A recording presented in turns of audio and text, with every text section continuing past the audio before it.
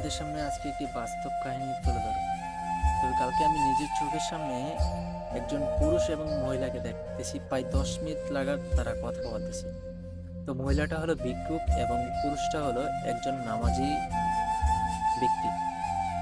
এবং কথা বলতে বলতে একসময় মহিলাকে পুরুষ বলতেছে, আপনি ভিক্ষা করেন কেন? বিয়ে করে নিলে তো পারেন, তাহলে তো আপনার ভিক্ষা করতে হয় না। মহিলা বলল, যদি বিয়ে করার ইচ্ছাই থাকতো তাহলে আমি কবেই বিয়ে করে নিতাম, তাহলে আমার ভিক্ষার পথ খুঁজে নেওয়া লাগতো না। এই পরিস্থিতি আসছি একমাত্র আমি জানি, আমার আল্লাহই জানে। মহিলা তারপর পুরুষকে বলল, আপনার সমস্যা কি? আমি বিয়ে করি না কেন, তাতে আপনার মাথা ব্যথা কি? আসলে পুরুষদের কিছু কিছু পুরুষ আছে, মহিলা দেখলে তারা যে ভিক্ষুক মহিলাকেও ছাড়ে না। আসলে তাদের সাথে কথা বলার জন্য তাদের মনে হয় এক ধরনের উস্কানি উঠা যায়। কিছু কিছু পুরুষের জন্য সব পুরুষই লজ্জিত। ভালো হয়ে যান মুরব্বী, এসব ভালো না।